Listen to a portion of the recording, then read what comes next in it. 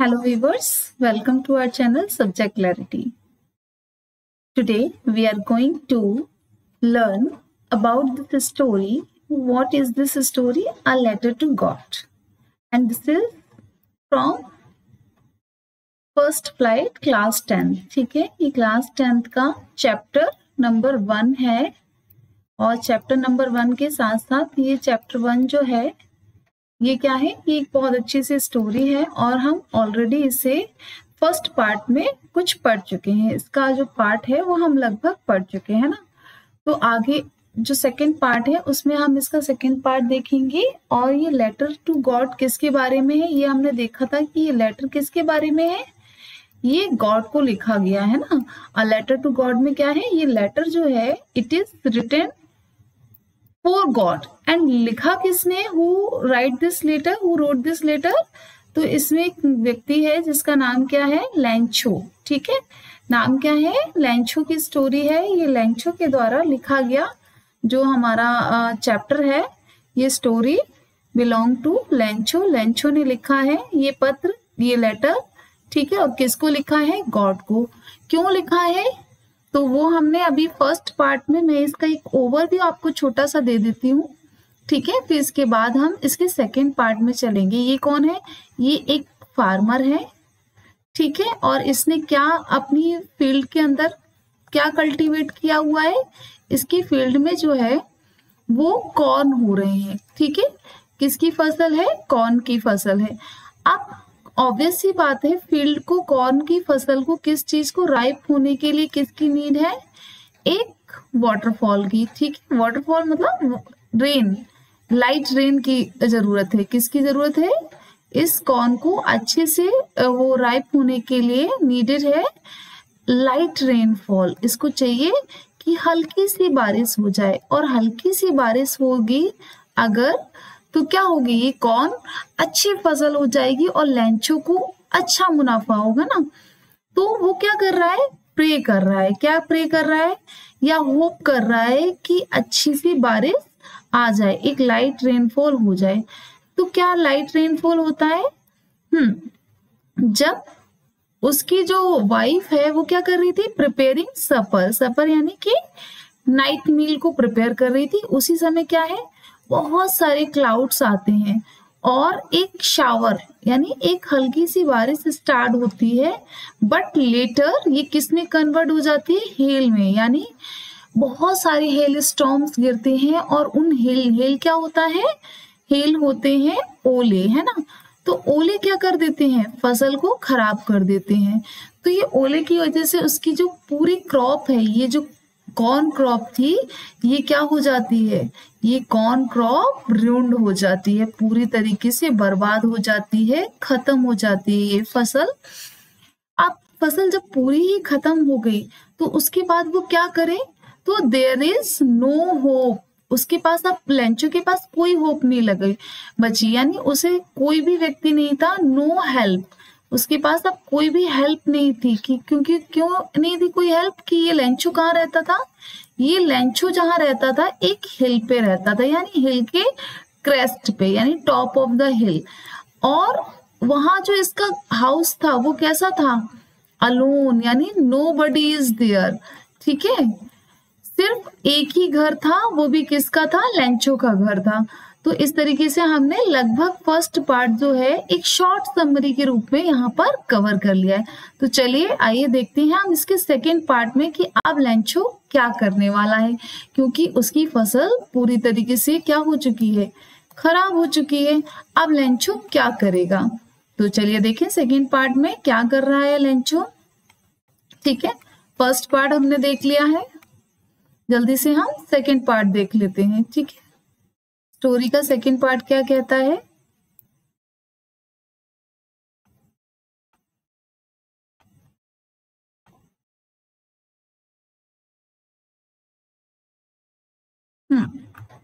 This is the second part. चलिए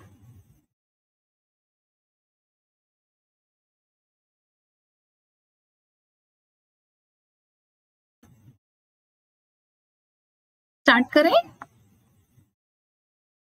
but in the hearts of all who lived in that solitary house in the middle of the valley, there was a single hope, help from God. यानी यहाँ पे जो हमारा Lencho है ये क्या है, अकेला रहने वाला है ना. But in the hearts of all who lived in that solitary, solitary मतलब क्या होता है, अलोन, ऑल अलोन, कोई भी नहीं होना है ना, पूरी तरीके से अकेला होना. तो वहां पर एक ही हाउस था, सॉलिटरी हाउस था in the middle of the valley. और ये कहाँ था, मिडिल ऑफ द वैली यानी बीचों बीच में जो वैली थी वहां के और क्रेस्ट के ऊपर है ना. There was a single hope. अब कोई व्यक्ति तो यहाँ था नहीं, नो बडी इज देयर, क्योंकि एक ही घर है वो भी लेंचो का. तो किसी पर्सन से उसे तो होप थी नहीं कि उसे कोई हेल्प मिलेगी. तो एक ही होप थी उसके पास, हेल्प फ्रॉम गॉड. उसे हेल्प ही कहाँ से मिल सकती थी, गॉड से मिल सकती थी, ईश्वर से मिल सकती थी है ना. तो उसने क्या सोचा कि अब वो क्या करेगा, ईश्वर को बुलाएगा, ईश्वर से हेल्प लेगा है ना. तो उसका जो था होप, अब कौन था, सिर्फ ईश्वर बचा हुआ था होप के लिए है ना. Don't be so upset even though this seems like a total loss. अब लेंचो क्या बोल रहा है, ऐसे कंडीशन में जब व्यक्ति के पास कुछ भी ना बचे वो होपलेस हो जाता है, यानी काफी ज्यादा डिस्टर्ब होता है. लेकिन यहाँ पे लेंचो क्या बोल रहा है, don't be so upset. Tension होने की बात नहीं है, कोई भी टेंशन लेने की बात नहीं है, अपसेट होने की बात नहीं. Even though this seems like a total loss. और जबकि क्या था, टोटल लॉस मतलब उसकी पूरी फसल खराब हो गई थी. अब कोई भी उम्मीद थी नहीं कि फसल में कुछ भी उसके पास अवेलेबल हो जाए ना. देयर इज नथिंग, ठीक है, उसके पास कुछ भी नहीं बचा था फसल में. फिर भी वो क्या है, होपलेस नहीं है, वो अपसेट नहीं है. वो क्या बोल रहा है कि even though this seems like a total loss, हालांकि पूरा लॉस है, remember no one dies of hunger. क्या बोल रहा है, याद रखो कोई भी व्यक्ति भूख से नहीं मरेगा. No one dies of hunger, hunger मतलब भूख, ठीक है, कोई भी व्यक्ति जो है भूख से नहीं मरेगा. ऐसा क्यों बोल रहा है, दैट्स व्हाट दे से. अब ऐसा क्यों कहा उसने, व्हाट इज द रीजन. इतनी बड़ी बात कैसे कह दी कि जिसके पास अब कुछ बचा ही नहीं है, नथिंग वुड हैपन, कोई हेल्प नहीं है, ठीक है. उसके बाद भी वो क्या बोल रहा है, no one dies of hunger, कोई भी हंगर से नहीं मरेगा है ना. और दैट व्हाट दे से, और ऐसा उसने क्यों कहा, no one dies of hunger क्यों कहा, all through the night Lencho thought only of his one hope. अब पूरी रात, क्योंकि ऑब्वियस सी बात है उसका सब कुछ खत्म हो गया, तो पूरी रात होल नाइट वो क्या करता रहा, अब यही सोचता रहा कि अब उसे हेल्प कहाँ से मिले है ना. Where could he find the help, वो हेल्प कहाँ से फाइंड करे. तो इसके लिए उसने क्या सोचा, Lencho thought only of his one hope, एक ही होप थी. और वो वन होप क्या थी, वो वन होप जो थी वो होप थी होप फ्रॉम गॉड, यानी ईश्वर से. जब हम पूरी तरह से निराशाओं में घिर जाते हैं, हमें कोई होप नहीं मिलती, कोई भी व्यक्ति हमारी हेल्प नहीं कर रहा होता है, तो हम भी बोलते हैं ना, हे ईश्वर अब आप ही सब सहारा दो, आप ही हेल्प करो है ना. तो यहाँ भी लेंचो ने अब जो अपनी होप है, जो अपना पूरा व्यू है, वो किसके ऊपर छोड़ दिया, गॉड के ऊपर. अपनी प्रॉब्लम्स को किसके ऊपर छोड़ दिया, गॉड के ऊपर. whose eyes as he had been instructed see everything even what is, ठीक है. यहाँ पे अब क्या बोल रहा है कि ईश्वर जो है हर सब कुछ देखता है ना, ऐसा कुछ भी नहीं है कि जो ईश्वर से छुपा हो. तो यहाँ पे लेंचो क्या बोल रहा है कि ईश्वर सब कुछ देख रहा है ना. whose eyes यानी जिसकी आंखों से कुछ भी छुपा हुआ नहीं है. As he had been instructed, वो ऐसा क्या कर रहा है, इंस्ट्रक्ट कर रहा है. इंस्ट्रक्ट किसको कर रहा है, अभी यहाँ पर हिमसेल्फ, यानी खुद को ही ऐसा इंस्ट्रक्ट कर रहा है कि ईश्वर जो है, गॉड जो है, हेल्प ऑफ गॉड, जिसकी आंखों से कुछ भी छुपा नहीं है, यानी कुछ भी अनदेखा नहीं है. सी एवरीथिंग, जो सब कुछ देख रहा है ना. Even what is deep in one's conscience, conscience means क्या होता है, an inner sense of right और रॉन्ग, यानी अपनी अंतरात्मा की, मन की आवाज जो बोलते हैं, इनर स्पीक जो होती है वो, ठीक है. जो हमारा कॉन्शियसनेस बोलता है वो हमारा सिक्स सेंस. तो वंस कॉन्साइंस यानी लेंचो का खुद का जो इनर हार्ट है, ठीक है, उससे उसे ये जो मेडिटेशन कह सकते हैं या होप जो है उसको वो मिल रही है कि ईश्वर जो है वो हर जगह है, और ये उसके डीप कॉन्साइंस यानी उसके अंतरात्मा से निकल रही थी ये चीजें। Lencho was an ox. Ox क्यों बोला है लेंचो, यहाँ पर देखो मेटाफर यूज हो रहा है। अच्छा, मेटाफर मैंने आपको, मेरा अलग से भी वीडियो है फिगर ऑफ स्पीच का, मेटाफर सिमिली, जिसमें बहुत अच्छे से समझाया है, बट यहाँ मैं आपको बता देती हूँ। मेटाफर क्या होता है, जब हम डायरेक्ट कंपैरिजन करते हैं। ये मैं क्यों समझा रही हूँ, क्योंकि ये आपके रिवीजन हो जाएगा और आपको बहुत हेल्पफुल रहेगा। डायरेक्ट कंपैरिजन, तो लेंचो को क्या बोलते हैं यहाँ पे, ऑक्स। अब लेंचो ऑक्स तो है नहीं, वो क्या है, एक पर्सन है। तो यहाँ पे लेंचो को कंपेयर कर दिया ऑक्स के साथ। लेंचो वॉज एन ऑक्स, यानी मेटाफर यूज कर दिया। कैसा कंपैरिजन है कि लेंचो का जो लेबर है, लेबर मतलब जो वो हार्ड वर्क करता है, वो कैसे करता है, ऑक्स की तरह करता है, बैल की तरह। जैसे बैल नहीं खेतों में काम किया करती दिन रात, तो he was working like an ox of a man, ठीक है, working like an animal, animal की तरह इन द फील्ड्स में अपने काम करता रहता है।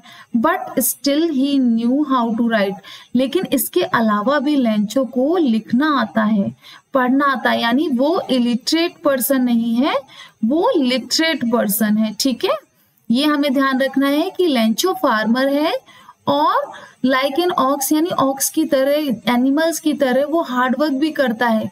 Still he knew how to write, ठीक है, इसके बाद भी उसे ये पता है कि लिखना पढ़ना कैसा है। ऐसा नहीं है कि वो इलिटरेट पर्सन है, लिखना पढ़ना नहीं जानता है। तो Lencho knew how to write, ठीक है, वो जानता है कैसे लिखा जाता है। सो द फॉलोइंग संडे मतलब होता है नेक्स्ट संडे, आने वाला जो संडे है, अगला संडे, एट डे ब्रेक मतलब जैसे ही शाम होने वाली होती है उस समय को बोलते हैं। He began to write a letter, ठीक है। अब उसने क्या किया, डे ब्रेक के टाइम उसने लेटर लिखना स्टार्ट कर दिया। अब ये लेटर वो किसे लिख रहा है और क्यों लिख रहा है, चलिए देखते हैं। तो he started to write a letter which he himself would carry to town and place in the mail। अब जिसे उसने क्या किया, लिखा, और लिखने के बाद खुद ही कैरी किया, यानी किसी और के थ्रू नहीं भेजा। कहाँ गया वो लेटर को लेके, टाउन पे, है ना। टाउन में क्या, प्लेस इन द मेल, यानी टाउन में क्या होते हैं, मेल बॉक्स होते हैं, है ना। गांव में तो हर जगह पॉसिबल नहीं होते, तो वो टाउन आया जहां पर उसने मेल बॉक्स में वो लेटर जो था वो ड्रॉप किया। होते ना पोस्ट ऑफिस के आगे आपने एक रेड कलर का मेल बॉक्स देखा होगा, जिसमें हम कुरियर या जो भी हमें मेल करना होता है या लेटर लिखना होता है वो हम उसके थ्रू भेजते हैं, ठीक है। It was nothing less than a letter to God. वो कुछ और नहीं था, वो क्या था, वो एक लेटर था जो उसने पूरी रात जाग करके लिखा था ना। और किसको लिखा था, गॉड को लिखा था, ईश्वर को लिखा था। अब उसने सारी जो उम्मीद थी, सारी जो होप थी, वो किससे लगाई थी, ईश्वर से लगा ली थी, गॉड से लगा ली थी कि गॉड अब तुम्हारे सिवा मेरा कोई नहीं, सो प्लीज हेल्प मी। अब वो क्या लिखता है देखते हैं। गॉड ही रोट, उसने लिखा, if you don't help me my family and I will go hungry this year. उसने सीधे सीधे बता दिया जो उसकी सिचुएशन थी कि ईश्वर अगर आपने मेरी हेल्प नहीं की तो इस बार क्या होगा, आई विल गो हंग्री, अब तो मैं हंगर से मर जाऊंगा। And I need 100 pesos in order to sow my field again and to live until the crop comes. उसे कितनी रिक्वायरमेंट थी, बस उसने उतना ही ईश्वर से मांगा, बहुत ज्यादा नहीं मांगा। उसने कहा आई नीड 100 pesos। उसे कितने चाहिए थे, 100 pesos चाहिए थे। और ये क्यों चाहिए थे, एक तो सरवाइव करने के लिए, भाई पूरी जो फसल थी वो खराब हो गई थी, और दूसरा चाहिए थे टू सो मतलब फिर से फील्ड को कल्टीवेट भी तो करना है भाई, सरवाइव कब तक करेगा। तो टू सो माई फील्ड यानी कि दोबारा से फील्ड में ग्रो करने के लिए, कुछ भी उगाने के लिए, है ना। To live until the crop comes, और जब तक ये क्रॉप पूरी तरीके से राइप नहीं हो जाती और मुझे नहीं मिल जाती, तब तक मुझे सरवाइव भी करना है, खाना पीना खाना है उसके लिए। तो ये दो कामों के लिए, to sow the field and for the survival until the जो क्रॉप है कम्स, ठीक है, राइप, ठीक है। बिकॉज द हेल स्टॉर्म, फिर वो पूरी सिचुएशन बताता कि मेरी फसल तो अच्छी हो रही थी, सब कुछ बढ़िया था, एक स्मॉल रेनफॉल की जरूरत थी, बट सडन क्या हुआ, हेल स्टॉर्म आ गए, और हेल स्टॉर्म ने क्या किया, मेरी जो कल्टीवेशन थी, जो मेरी क्रॉप थी, उसको डिस्ट्रॉय कर दिया। तो ये सारी सिचुएशंस उसने उस लेटर के थ्रू गॉड से कही। ही रोट टू गॉड, उसने किसको लिखा, गॉड को। ऑन द एनवलप, अब क्या करते हैं, एनवलप आप लोगों ने देखा होगा ना, एक ऐसा लिफाफा होता है, ठीक है, उसको हम कवर कर देते हैं ना, इस तरीके का लिफाफा बना होता है, और इसके अंदर हम लेटर को रख देते हैं। तो एनवलप क्या है, पुट द लेटर, उसमें उसने लेटर रखा inside, and still traveled went to town, और वो कहाँ पहुंचा, टाउन पहुंचा। At the post office, post office में क्या हुआ, he placed a stamp on the letter. अब जब भी हम लेटर सेंड करते हैं, मेल बॉक्स में डालने से पहले जो हमारा लेटर होता है उसके ऊपर हमें कुछ स्टैम्प लगाने होते हैं, ठीक है, स्टैम्प मतलब सील सिक्के आपने देखे होंगे, है ना, तो वो स्टैम्प लगाने होते हैं लेटर के ऊपर। And dropped it into mailbox, फिर उसने क्या किया, उसे कहां पर ड्रॉप कर दिया, मेल बॉक्स में, ठीक है। ये जो लेटर था अब उसने कहा ड्रॉप किया, इनटू अ मेल बॉक्स, जो मेल बॉक्स बना रहता है वहां पर उसने उसे ड्रॉप किया। अब ये मेल बॉक्स में ड्रॉप तो कर दिया, क्या गॉड तक ये लेटर पहुंचेगा, और क्या गॉड जो है वो लेंचो की हेल्प करेंगे? तो चलिए देख लेते हैं आगे story. One of the employees who was a postman and also helped at the post office went to his boss laughing hardly and showed him the letter to God. तो तभी क्या हुआ, एक पोस्टमैन होते हैं ना, पोस्ट ऑफिस में कौन होता है, पोस्टमैन होते हैं, जो क्या करते हैं, हमारी जो पोस्ट होती है उसको कैरी करते हैं या ले जाते हैं, आगे देते हैं। तो वो क्या करता है, पोस्ट ऑफिस की हेल्प करता है। वेंट टू हिज बॉस, वो कहाँ पहुंचा, ये पोस्टमैन पहुंचा पोस्ट मास्टर के पास, यानी उस ऑफिस का जो हेड था उसके पास गया, उसके बॉस के पास गया। बॉस कौन है, पोस्ट मास्टर है, ठीक है। और जोर जोर से हंसने लगा, हा हा हा। क्यों हंसा वो, क्योंकि द लेटर टू गॉड, वो ये देख के हंसा कि ये गॉड के लिए लेटर है। क्या किसी ने लिखा होगा गॉड, ये फर्स्ट टाइम था उसके करियर में, इसलिए उसे हंसी आ गई। जब भी कोई चीज ऑड होती है तो हमें अक्सर करके वो बहुत मजाक लगती है। तो never in his career as a postman had he known that address, क्योंकि उसने एज ए पोस्टमैन कभी ऐसा कोई एड्रेस नहीं देखा था कि किसी ने भी किसको लिखा हो, गॉड को लिखा हो लेटर। तो ये उसके लिए, ये उसकी लाइफ में बहुत ही स्ट्रेंज एक्सपीरियंस था, है ना। The post master a fat amiable, अब वो किसके पास लेके गया था उस लेटर को, वो लेके गया था पोस्ट मास्टर के पास वो लेटर, ठीक है। तो पोस्ट मास्टर कैसा था, एमिएबल, एमिएबल का मीन्स क्या होता है, फ्रेंडली एंड प्लीजेंट, यानी बहुत अच्छे नेचर का, है ना, व्यक्ति था पोस्ट मास्टर, फ्रेंडली था, ऐसा रूड नहीं था। तो वो बहुत फ्रेंडली भी था और प्लीजेंट। और कैसा स्ट्रक्चर था उसका, बॉडी स्ट्रक्चर, अब फैट, फैट मतलब थोड़ा सा मोटा टाइप का, ठीक है। तो वो एक फैट और एमिएबल यानी हंसमुख व्यक्ति था, फ्रेंडली व्यक्ति था, कौन, पोस्ट मास्टर। देखिए आप पोस्ट मास्टर का क्या रिएक्शन रहेगा इस लेटर के थ्रू, चलिए आगे देखते हैं। Fellow also broke out laughing, तो वो भी हंसा जोर से कि अरे ये किसको लेटर लिख दिया। But almost immediately he turn serious and tapping the letter on his desk commented, what faith, I wish I had the faith of the man who wrote this letter, है ना। अब पहले तो वो खूब हंसा कि अरे गॉड को लिख दिया, देन फिर थोड़ी देर बाद ही टर्न सीरियस हो गया, और सीरियस होके क्या कमेंट कर रहा है, what faith, I wish I had the faith of the man who wrote this letter. अब पोस्ट मास्टर को क्या लग रहा है कि मेरे अंदर भी ऐसा फेथ होता, काश मैं भी ईश्वर पे इतना भरोसा, गॉड पर इतना ट्रस्ट कर पाता, और कितना ट्रस्ट है इस इंसान के अंदर। तो पहले तो वो हंसे था काफी तेज ना पोस्टमैन के साथ, लेकिन देन ही टर्न सीरियस, बाद में वो कैसा हो गया, सीरियस हो गया। Starting up a correspondence with God, कि काश ऐसे मैं भी कॉरेस्पॉन्डेंस गॉड के साथ कर पाता, इंटरेक्शन कर पाता, गॉड से अपनी सारी प्रॉब्लम्स को शेयर कर पाता, है ना। तो ये कौन सोच रहा है? ये पोस्ट मास्टर सोच रहा है. So in order not to shake the writer's faith in God, the post master came up with an idea, answer the letter. अब उसने क्या सोचा कि ये जो हमारा राइटर कौन है यहाँ पर? लेंचो. ठीक है, उसने सोचा कि लेंचो जो है उसने इतना फेथ दिखाया है किसके ऊपर? ईश्वर के ऊपर.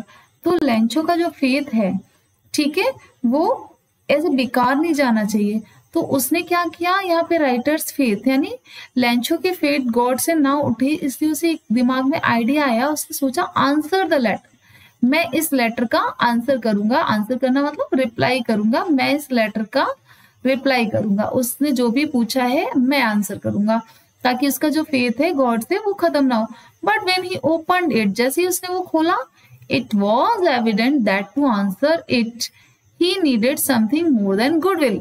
कि उसका आंसर करना यानी सिर्फ उसमें शब्द ही नहीं लिखने थे कि रिप्लाई कर दिया, बल्कि उसके लिए गुडविल की नीड थी. गुडविल यानी कि कुछ अच्छा करने की जरूरत थी. गुडविल कैसी? क्योंकि उसने डिमांड क्या की थी? ही डिमांडेड पैसोस. उसने डिमांड की थी कि मुझे तो पैसा चाहिए, है ना. क्यों? क्योंकि उसे जरूरत थी. तो अब यहाँ पे गुडविल ही है भाई जो पैसे भेजेगा, ऐसे तो कोई इंसान भेज ही नहीं देगा. सो इंक एंड पेपर के अलावा उसे पैसे की, गुडविल की जरूरत थी. But he struck to his resolution. He asked for money from his employees. He himself gave part of his salary, and several friends of his were obliged to give something for an act of charity. तो अब उसने इसका resolution, इसका solution क्या निकाला? उसने अपने जितने भी एम्प्लॉयज थे उनसे हेल्प मांगी, यानी उसने कहा कि आप सब इसमें चैरिटी में हेल्प करो. और उसने खुद भी अपनी सैलरी से कुछ पार्ट वहां पर उसको देने के लिए निकाला. एंड सेवरल फ्रेंड्स, उसके कुछ यानी एम्प्लॉयज के जो कलीग्स थे उनके अलावा उसके जो और फ्रेंड थे, उन्होंने भी एक्ट ऑफ चैरिटी समझ के लेंचो की हेल्प के लिए उसकी पोस्ट मास्टर की हेल्प की. It was impossible for him to gather together the 100 pesos. लेकिन फिर भी ये इम्पॉसिबल था, यानी पॉसिबल नहीं हो पाया कि वो कितना कर पाए, कलेक्ट कर पाए. क्या कलेक्ट कर पाए? 100 पैसोस. तो 100 पैसोस इसके बाद भी जो हमारा ये पोस्ट मास्टर है ना, ये कलेक्ट नहीं कर पाया. सो देन क्या हुआ? He was able to send the farmer only a little more than half. अब उसने कितना भेजा? Little more than half. तो 100 का हाफ क्या है? 50. तो इससे थोड़ा सा ज्यादा अमाउंट उसने सेंड कर पाया. He put the money in an envelope addressed to Lencho and write it a letter containing only a single word as a signature of God.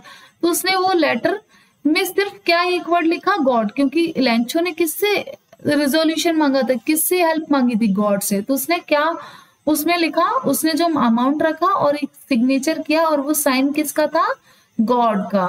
यानी उसने खुद के साइन नहीं किए, उसने गॉड के नाम से सिग्नेचर किए. चलिए आगे देख लेते हैं अब लेंचो की कैसी फीलिंग होती है उसके अगेंस्ट. ठीक है, यानी ये जो उसको हेल्प मिली वो कितना हैप्पी होता है इस हेल्प को देख करके.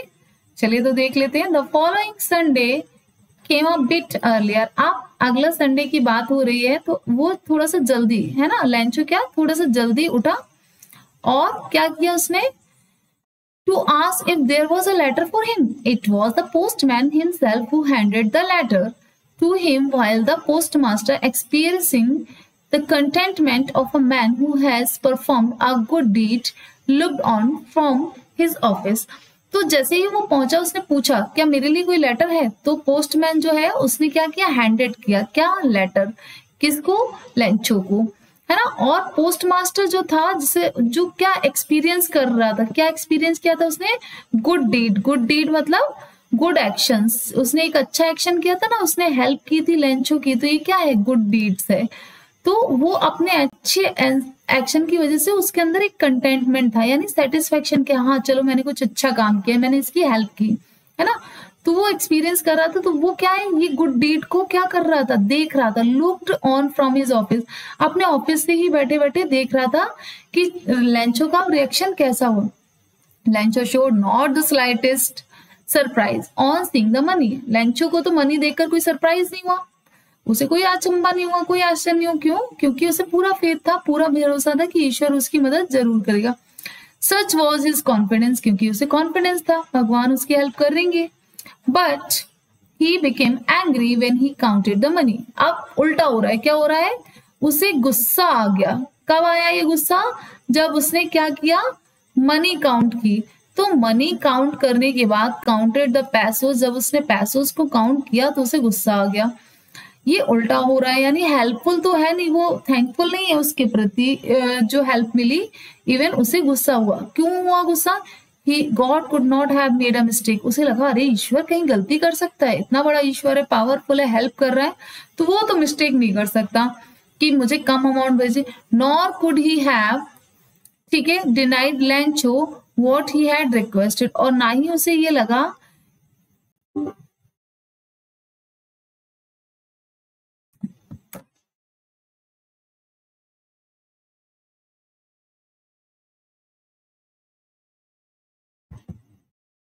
तो वो कॉन्फिडेंस था कि गॉड तो उसकी हेल्प करेगा, बट उसका ये कॉन्फिडेंस क्या हुआ, उसे ये लगा जब उसने मनी काउंट की, God could not have mistake, God जो है वो मिस्टेक नहीं कर सकता। Nor could he have denied, और ना ही वो डिनाइड करेगा कि भाई लेंचो को आधी पैसे भेज दे और आधी हेल्प करे आधी ना करे। तो वो क्या बोल रहा है, गॉड कुड नॉट, गॉड जो है वो ऐसी मिस्टेक नहीं कर सकता, और ना ही वो डिनाई करना मतलब रिफ्यूज करना, ठीक है, रिफ्यूजल। तो गॉड को रिफ्यूज भी करना होता तो भाई पूरा पैसा नहीं भेजता, ऐसा थोड़ी कि आधा भेज देगा आधा नहीं देगा। तो डिनाइड मतलब रिफ्यूजल, तो जो उसने रिक्वेस्ट किया था उसके लिए भी गॉड रिफ्यूज नहीं कर सकता। तो ऐसा किसका मानना था, लेंचो का। अब वो क्या कर रहा है, इमीडिएटली उसने तुरंत ही क्या किया, Lencho went up to the window, कहाँ गया, विंडो के पास गया। अब क्यों गया वो विंडो के पास, वो देख लेते हैं। Ask for paper and ink, उसने क्या मांगा, पेपर और ink. On the public writing table, तो वहीं जैसे हर पोस्ट ऑफिस में या फिर बैंक में जाओ तो वहां फॉर्म फिल करने के लिए एक टेबल ऐसे रखी रहती, तो इस राइटिंग टेबल पर वो गया। ही स्टार्टेड टू राइट, उसने लिखना स्टार्ट किया। अब वो क्या लिख रहा है, with much wrinkling of his bro, यानी लिखता जा रहा है लेकिन लिखते हुए उसकी जो ये आईब्रोज हैं ये कैसी है, रिंकल रिंकल कर रही है, यानी कि सिकुड़ा पड़ रहे हैं एकदम, थोड़ा वो गुस्से में है ना, तो एक्सप्रेस कर रहे हैं हिज आइडियाज, वो जो आइडिया यानी गुस्से वाली जो चीजें लिख रहा है उसके थॉट को एक्सप्रेस कर रही है ये रिंकलिंग आईब्रोज, है ना।